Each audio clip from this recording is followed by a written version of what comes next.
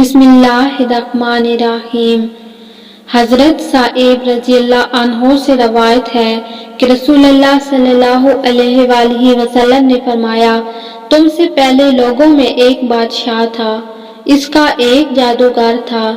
جب وہ جادوگر بوڑھا ہو گیا، اس نے بادشاہ سے کہا، اب میں بوڑھا ہو گیا ہوں، آپ میرے پاس کوئی لڑکا بھیج دیجئے، میں اس کو جادو سکھاؤں گا۔ چنانچہ اس نے اس کے پاس ایک لڑکا بھیج دیا، وہ اسے سکھانے لگا۔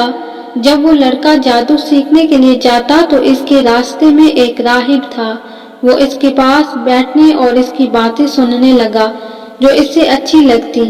جب وہ جادوگر کے پاس آتا تو راہب سے گزرتے ہوئے اس کے پاس بیٹھ جاتا، اور جب وہ جادوگر کے پاس جاتا تو وہ تاخیر کے سبب اس کو مارتا۔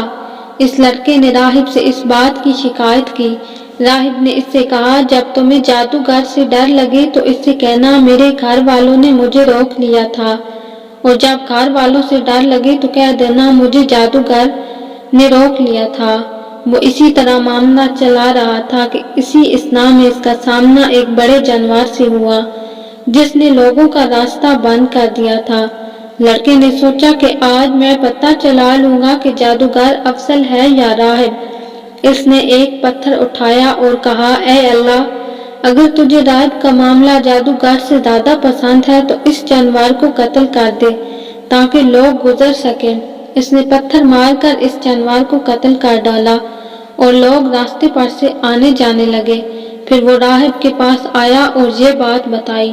راہب نے اس سے کہا، بیٹے، آج تم مجھ سے افضل ہو، تمہارا اللہ کے ہاں مقبولیت کا معاملہ وہاں تک پہنچ گیا ہے جو مجھے نظر آ رہا ہے۔ اب جلد ہی تمہاری آزمائش ہوگی، جب تم آزمائش میں مبتلا ہو جاؤ تو میری نشاندہی نہ کر دینا۔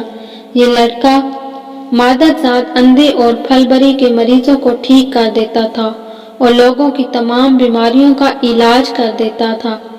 بادشاہ کے ایک مسائب نے جو اندھا ہو گیا تھا یہ بات سنی تو وہ بہت سے ہدیے لے کر آیا اور کہا، یہ جو کچھ ہے اگر تم نے مجھے شفا دے دی تو سب تمہارا ہے۔ لڑکے نے کہا، میں کسی کو شفا نہیں دیتا، شفا اللہ دیتا ہے۔ اگر تم اللہ پر ایمان لے آؤ تو میں اللہ سے دعا کروں گا، اللہ تمہیں شفا فرما دے گا۔ وہ اللہ پر ایمان لے آیا اور اللہ نے اسے شفا دے دی۔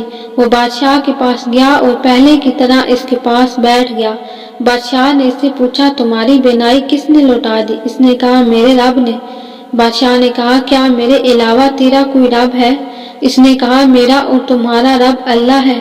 بادشاہ نے اسے پکڑ لیا اور مسلسل اسے اذیت دیتا رہا یہاں تک کہ اس لڑکے کا پتہ بتا دیا۔ اس لڑکے کو لایا گیا۔ بادشاہ نے اس سے کہا، بیٹے، تمہارا جادو یہاں تک پہنچ گیا ہے کہ تم مادر ذات اندھوں کو ٹھیک کر دیتے ہو، پھل بری کے مریضوں کو تندرست کر دیتے ہو، وہ یہ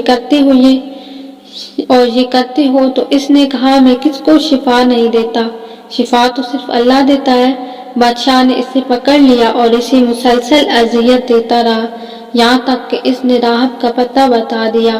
پھر راہب کو لایا گیا اور اس سے کہا گیا، اپنے دین سے پھر جاؤ۔ اس نے انکار کیا تو اس بادشاہ نے آرا منگوایا اور اس کے سر کے درمیان میں رکھا اور اسے چیرا یہاں تک کہ اس کے دو ٹکڑے ہو کر ادھر ادھر گر گئے۔ پھر بادشاہ کے مصائب کو لایا گیا، اس سے کہا گیا، اپنے دین سے پھر جاؤ۔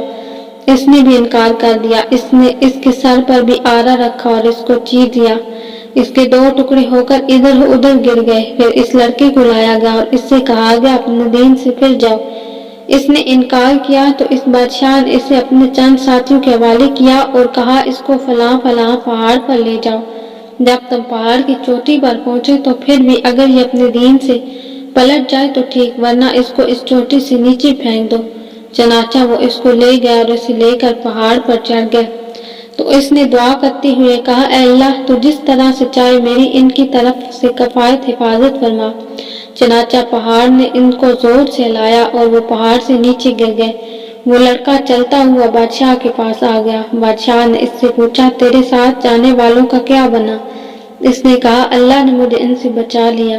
چنانچہ اس نے اسے اپنے اور چند ساتھیوں کے سپرد کیا اور کہا، اسے لے جاؤ، اسے ایک کشتی میں بٹھاؤ اور اسے لے کر سمندر کے وسط میں پہنچو، اگر یہ اپنے دین سے پھر جائے تو ٹھیک، ورنہ اسے سمندر میں پھینک دو۔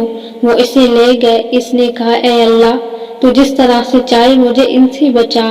تو کشتی ان لوگوں پر الٹ گئی اور وہ سب غرق ہو گئے، اور وہ لڑکا چلتا ہوا بادشاہ کے پاس آ گیا۔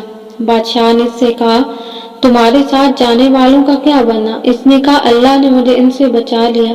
پھر اس نے بادشاہ سے کہا، تم اس وقت تک مجھے قتل نہیں کر سکو گے، یہاں تک کہ جو میں تمہیں کہوں وہی کرو۔ اس نے کہا، وہ کیا ہے؟